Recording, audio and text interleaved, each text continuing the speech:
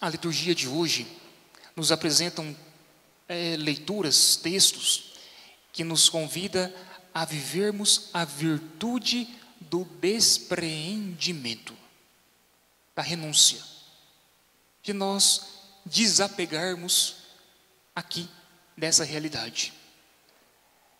E para nós vivermos essa virtude do despreendimento, é necessário que nós tenhamos conosco um auxílio, uma alavanca para nos auxiliar, para nos ajudar. E quem nos auxilia nesse momento, que nós somos todos convidados a fazerem, que nos auxilia são os santos. Se nós olharmos para a primeira parte do catecismo da Igreja Católica, nós veremos lá no número 957 e seguintes, que os santos têm um papel: nos aproximar de Deus.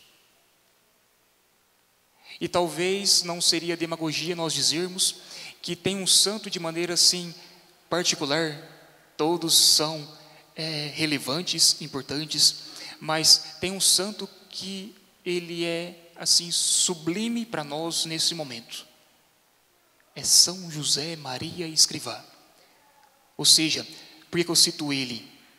Uma vez fazendo parte da Opus Dei, mas olhando para o dia de amanhã, dia 26 de junho, nós celebraremos, se assim Deus permitir, nós celebraremos os 47 anos que esse homem de Deus foi para os céus. Então amanhã nós contemplaremos, viveremos o seu Dies Natale, o dia que ele foi para os céus. E São José Maria Escrivá, enquanto estava vivo ali em Roma, ele dizia para os que estavam à sua volta, ele já se encontrava no término da sua vida, e ele dizia para todos que ali estavam, ele falava assim: reze por mim, para que eu salte o purgatório e chegue aos céus. E de fato, esse homem hoje, ele se encontra nos céus, intercedendo, interpelando pro nobis, ou seja, auxiliando por cada um de nós. E tudo isso para dizer que os céus é a nossa meta. Hoje, no Evangelho, Jesus está dirigindo para os céus. Ou seja, Jesus está indo diante da sua morte. Mas não é uma morte que acaba pela derrota, mas é uma morte que é vista uma grande vitória. Jesus então se encontra lá na Judéia, ou seja, antes um pouquinho nas margens da Galileia. Mas Jesus, ele toma uma decisão de ir para o norte da Judéia, para Jerusalém. E ali ele vai enfrentar o sofrimento, aquilo que nós já sabemos. Ele vai sofrer na cruz, morrer, ressuscitar.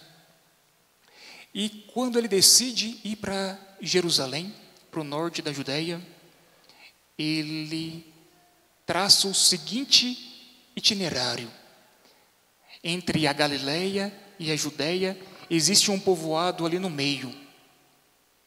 Esse povoado chama Samaria.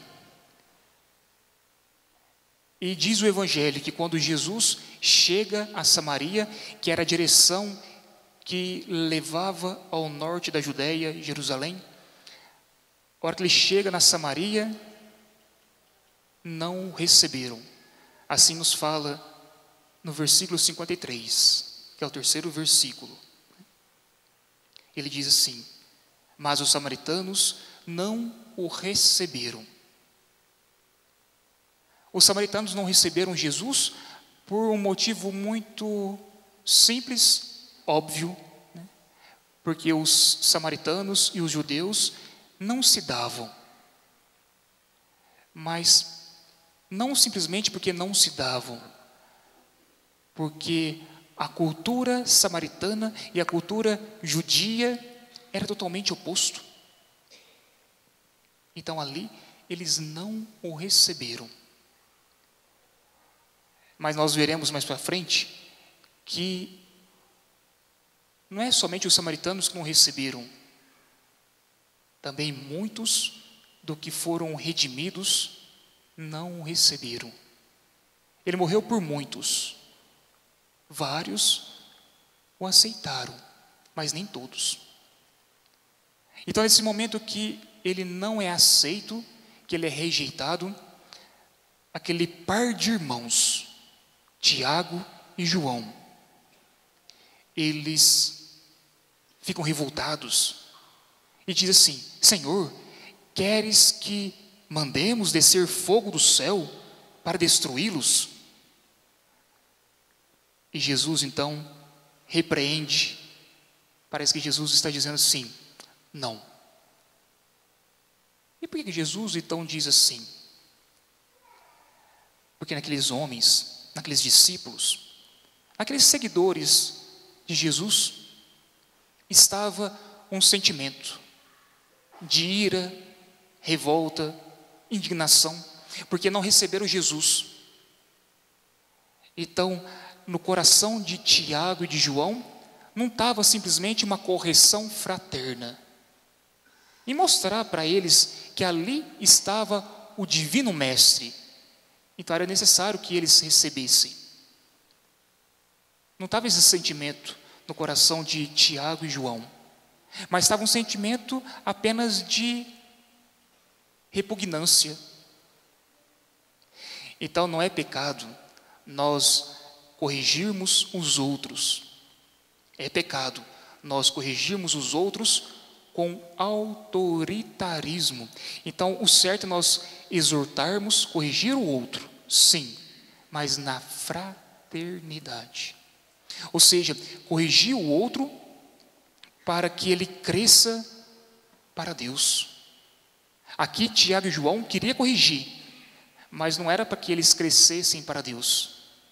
Era simplesmente uma revolta. Olha, não receberam, então vamos lá. Vamos acabar com todo mundo. E Jesus então é aquele que perscruta, aquele que olha, que vê, não simplesmente o ad externo do antropos, ou seja, o lado exterior do homem, mas aquele que veja o ad intra antropos, o homem no seu interior. Ele vê no seu coração.